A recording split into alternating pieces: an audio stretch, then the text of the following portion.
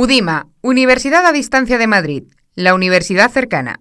Fueron siglos convulsos, pero también innovadores. Las centurias XV y XVI trajeron guerras, cismas religiosos, epidemias, plagas, calamidades entre las que surgió uno de los movimientos intelectuales más fecundos de la historia, el humanismo. Los que participaron de esta actitud vital dejaron atrás la visión teocentrista heredada de la Edad Media, en un contexto presidido por el Renacimiento, el redescubrimiento de las culturas clásicas y por una sociedad estamental en la que se fomentaba la individualidad. Eso explica que el estatus social no fuera ya una herencia, sino un logro. Por eso la educación se convirtió en un medio más para el ascenso social. En el plano económico, desde finales del siglo XV, el comercio había despegado gracias a varios factores: la creciente producción industrial, la apertura de nuevas rutas de comunicación, América y Extremo Oriente especialmente, y la emergencia de una pujante burguesía. Y en el ámbito político y religioso, los estados europeos, la mayoría monarquías absolutas, fortalecieron su identidad nacional como recurso legitimador de sus acciones. Lo hicieron incluso por encima del papado, que hasta entonces había tutelado varios estados, garantizando una especie de sumisión supranacional que estaba empezando a cambiar. Reforma protestante, reforma anglicana, confesiones nacionales encabezadas por monarcas, un nuevo mapa geopolítico en el que las ciencias positivas y la técnica recibieron un impulso renovado y muchas disciplinas gozaron de una cierta autonomía tras varios siglos eclipsadas por la teología. Y entre todas ellas, la educación. Las primeras manifestaciones de la llamada pedagogía humanista datan de los últimos años del siglo XV. Se detecta entonces una conciencia de ruptura con el medievo. No implicaba renegar con el pasado, pero sí la restauración de la vida intelectual y un nuevo modelo pedagógico que conjugaba sabiduría cristiana con cultura grecolatina. Precursores de esta corriente fueron Petrarca y Lorenzo Valla. Petrarca rescató del olvido la filosofía, la ética, el latín y el griego como lenguas vehiculares en el ámbito pedagógico. Y Lorenzo Valla trató de potenciar la lengua y la cultura latina como instrumentos de comunicación y educación. Un rasgo propio de los humanistas posteriores de los siglos XV y XVI fue que no buscaban la erudición, entendida como mera acumulación de conocimientos, sino la sabiduría. Una sabiduría teñida de dimensión ética y carácter pedagógico. Es el caso de los italianos del siglo XV, recogidos en la diapositiva proyectada a mi espalda. Italia tomó la delantera en la conformación de un espíritu pedagógico humanista, de eso no hay duda, con sus innovaciones y sus propuestas pedagógicas. Pero pronto se sumaron otros países europeos, como España, donde cabe destacar a Alfonso de Cartagena y Antonio de Nebrija. Fue común a varios países europeos la imitación de obras de Virgilio y Horacio que fueron recuperadas en pleno Renacimiento. En estos textos siempre estaba presente la intención de que la cuestión pedagógica se integrara en una coordenada ética y religiosa, como en la cita de Nebrija que podemos leer a mi espalda. Además, la nueva actitud humanista estimuló las labores de traducción, edición y crítica. Pero la novedad implicaba riesgos, especialmente en el ámbito religioso. Los humanistas, en ocasiones, fueron tachados de atrevidos por sus excesos interpretativos de los textos sagrados. A los ojos del estamento eclesiástico tenían una sólida formación filológica y gramatical, pero no teológica. También se estiló entonces una corriente que conciliaba cultura grecolatina y educación cristiana, y que sintonizaba con los principios de San Agustín, San Basilio, Alcuino de York o los humanistas de la escuela de Chartres. Fue el caso del teólogo y humanista cordobés Juan Ginés de Sepúlveda, que llegó a reconocer rasgos de santidad en Aristóteles o Sócrates. Y el mismo Erasmo, en su obra Ciceroniano de 1529, criticaba a aquellos intelectuales cuyas disquisiciones destilaban una cierta inercia paganizante. Para Erasmo, la piedad cristiana era un valor irrenunciable. Visto con cierta perspectiva sociohistórica, la nueva sensibilidad evitó que la sociedad europea se resquebrajara por culpa de las divisiones ideológicas, las decisiones confesionales y las ambiciones políticas. En ese contexto sobresalió la figura de Erasmo de Róterdam. El intelectual holandés encabezó una nómina de intelectuales en la que destacaron también Juan Luis Vives, Tomás Moro, Guillaume Boudet, Philippe Melanchthon o Jacobo Sadoleto. Entre todos ellos generaron una variada literatura durante el siglo XVI con tratados pedagógicos de gran amplitud temática que contienen la esencia de lo que sería la tradición educativa occidental. La verdadera diferencia entre la educación medieval y la humanista se encuentra en el pensamiento antropológico. La concepción cristiana del hombre y del mundo, así como las doctrinas filosóficas, no fue tan distinta entre pensadores del medievo y humanistas. Sin embargo, sí fue profundo el cambio a la hora de implantar el método dialéctico. Eso explica que la retórica y la elocuencia ganaron terreno entre los educadores humanistas. Entre los humanistas proliferaron tratados y escritos de mayor atractivo literario, aunque de menor consistencia filosófica. Los humanistas imitaron a los clásicos, eso es cierto, pero siempre desde una óptica intelectual y de búsqueda alejada de la dinámica repetitiva y acumulativa a la que hacíamos referencia antes.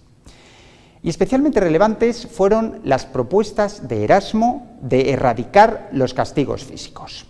El holandés atribuía a la negligencia de los padres y a su falta de amor la educación mal encauzada.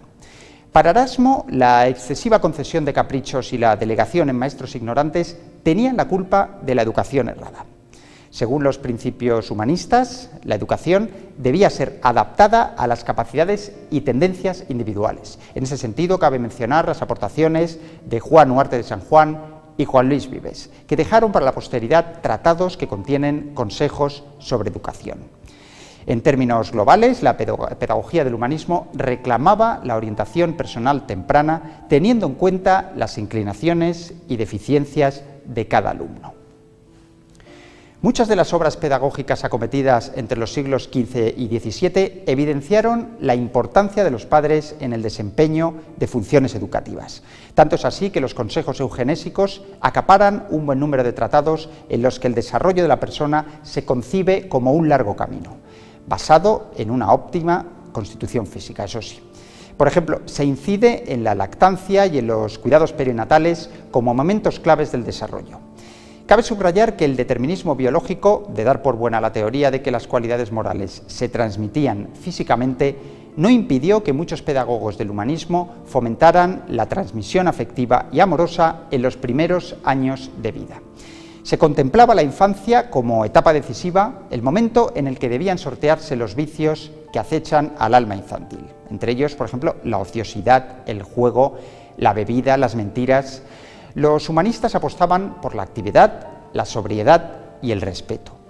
Desde la perspectiva educativa no son muchas las diferencias entre la educación medieval y la humanista. La gran diferencia radica en la incorporación del poder educador de la cultura. Además, se empezaba a dar a la instrucción un tratamiento más sistemático, en el que cabe citar las propuestas educativas de Alessandro Piccolomini y Erasmo de Rotterdam. El niño era concebido como sujeto de educación y no solo de adiestramiento, y se insistía en la conveniencia de gratificar los aciertos y disculpar los errores de niños y jóvenes. Asunto distinto era el rol materno. Sobre la madre recaía la responsabilidad del cuidado físico y los buenos hábitos de vida, y era el padre la figura de referencia en la formación intelectual. Pero no debe obviarse que poco a poco surgió un rol femenino poliédrico, típico de la burguesía, en el que la mujer se desdoblaba en esposa, madre, administradora del hogar y primera maestra. Nodrizas y pedagogos, como en tiempos de Roma, completaban la nómina de educadores tempranos. Una vez superada la etapa infantil o de crianza, el alumno se sometía a una formación intelectual equivalente al estudio. En esta fase, el joven asimilaba conceptos que le proporcionaban cultura general y una base científica con la que alcanzar la virtud y el perfeccionamiento humano. Y si hablamos de educación ciudadana, cabe mencionar la aspiración de algunos referentes intelectuales del momento, como Juan Luis Vives, al que hemos hecho referencia anteriormente. Según Vives, el ejemplo de los monarcas era la mejor escuela para la educación ciudadana. Y es que los humanistas europeos llevaban sus aspiraciones más allá del terreno educativo. Querían pacificar Europa, formar nuevos gobernantes y desarrollar la cultura. Respecto a etapas previas, en las que la educación era casi privativa de príncipes y clérigos, la novedad residía en la incorporación de las clases medias.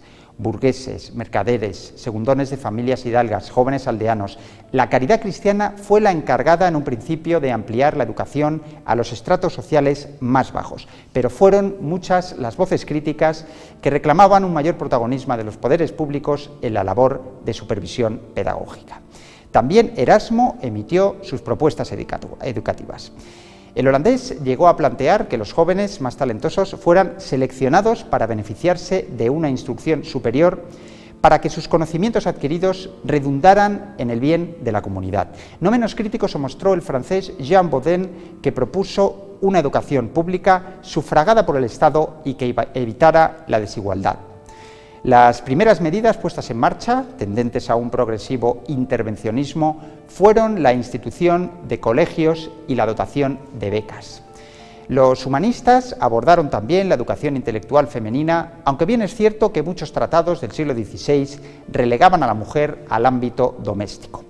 En ese sentido, el protagonismo de la mujer se vio perjudicado por el peso de la teoría galénica en la sociedad de entonces.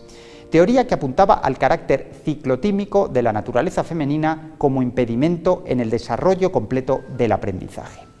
En cuanto al preceptor o maestro del humanismo, su figura se consideraba un rol investido de carácter sagrado. El maestro ejercía de seguidor de la tarea docente de Jesucristo, actuando como un padre espiritual que ayudaba a la persona a adquirir una segunda naturaleza. El amor por las letras, que debía transmitir con la palabra y el ejemplo, y el amor por el discípulo eran dos de las cualidades inherentes a la figura del maestro. Debía tener paciencia para adaptarse al ritmo del alumno y superar las dificultades. A la etapa de formación básica del alumno seguía el interés por la cultura, una cultura entendida como recreación del espíritu y goce intelectual. En esa misma coordenada pedagógica se insertaba la conversación, la multiplicación del saber, la tertulia, el intercambio de ideas, la interactuación. Frente a los enfrentamientos dialécticos de los escolásticos, los humanistas de los siglos XVI y XVII se decantaron por la elegancia intelectual y el ambiente sereno, fomentando la profundización en los studia humanitates y el autodidactismo. En cuanto a objetivos pedagógicos, el fin último de la educación humanista era alcanzar la virtud, una virtud entendida como sabiduría práctica, una virtud que llevaba implícita la formación del buen ciudadano, lo que llamamos civismo, en línea con los modelos educativos propuestos durante la antigüedad clásica. En cuanto a los contenidos educativos, fueron las buenas letras las que acapararon el capítulo de los contenidos educativos. Los humanistas consideraban trasnochados y caducos los contenidos educativos medievales que, según ellos, habían deformado la inteligencia. Por eso propusieron una depuración de contenidos con las buenas letras como eje pedagógico. Para ellos, las buenas letras contenían las verdades reveladas y los conocimientos de la humanidad, pero también la sabiduría, la belleza, la ciencia y la elocuencia. En definitiva, eran el alimento del alma. La educación propuesta por los humanistas no perseguía un concepto acumulativo de definiciones y saberes. Lo que buscaba era ayudar a que el hombre tomara conciencia de sí mismo para implementar sus capacidades intelectuales. Desde el punto de vista de las materias, primero era abordada una enseñanza de carácter elemental, dedicada a asimilar los rudimentos de la lectura y la escritura, junto con la doctrina cristiana. Los estudios de primeras letras consistían fundamentalmente en aprender a leer, escribir, contar y recibir doctrina cristiana. En otras palabras, cartilla, catecismo y ábaco. Y también primeras nociones gramaticales. En una segunda etapa se abordaba el estudio de las artes liberales. Primero las artes instrumentales, lo que llamamos trivium, y después las artes o doctrinas del quadrivium. A los alumnos más dotados se les formaba en filosofía moral, que incluía historia, tanto civil como sagrada, y estos conocimientos eran la antesala de los estudios superiores. Con respecto a la lengua, no existía un criterio unitario en tiempos del humanismo. Buen ejemplo es España, donde se introducía al niño en la lengua materna antes de transmitirle conocimientos de latín. Sin embargo, en países como Francia o en Italia, ya los primeros estudios se realizaban en latín.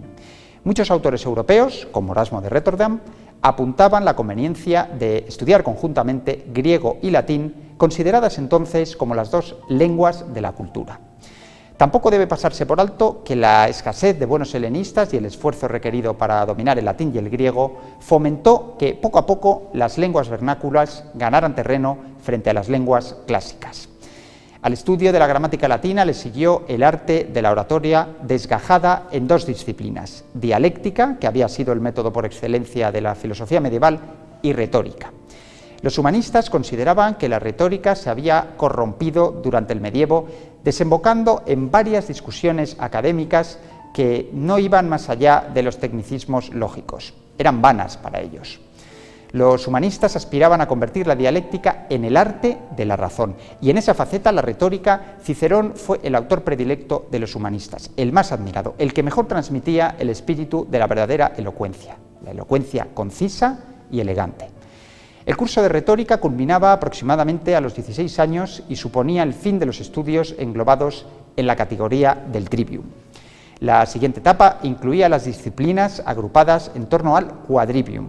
Los humanistas suponían que las disciplinas del trivium eran órganos inactivos que necesitaban de disciplinas con las que ejercitar la inteligencia y acceder al verdadero conocimiento. Respecto a épocas anteriores, las artes del quadrivium siguieron manteniendo su orden tradicional: matemáticas, que incluía aritmética y geometría, y que comprendía a su vez geografía, cosmografía, astronomía, música y filosofía natural. Todos estos conocimientos eran considerados la base de muchas profesiones y de estudios superiores. Los alumnos invertían 2 años para conocer el llamado ciclo de las artes liberales, periodo tras el cual habían recibido una sólida formación cultural y científica. Entre los 18 años y los 20 estudiaban ética, considerada el complemento intelectual a la formación religiosa y moral recibida en años previos. El alumno cursaba también filosofía moral, de la cual era auxiliar la historia, considerada entonces la memoria de los tiempos. No es baladí que los humanistas concedieran especial relevancia a la figura del historiador, que equiparaban a la del sabio, pero también veían necesaria una renovación del rol de historiador, de quien esperaban que depurara relatos y narraciones históricas, despojándolos de invenciones y versiones trasnochadas. Podría afirmarse que a partir del siglo XVI se abrieron las esclusas de la crítica histórica con la idea de dejar atrás la falsa ejemplaridad histórica de la Edad Media. En definitiva, el humanismo contribuyó a fraguar un nuevo orden intelectual y cultural que muchos consideraban la antesala de la modernidad.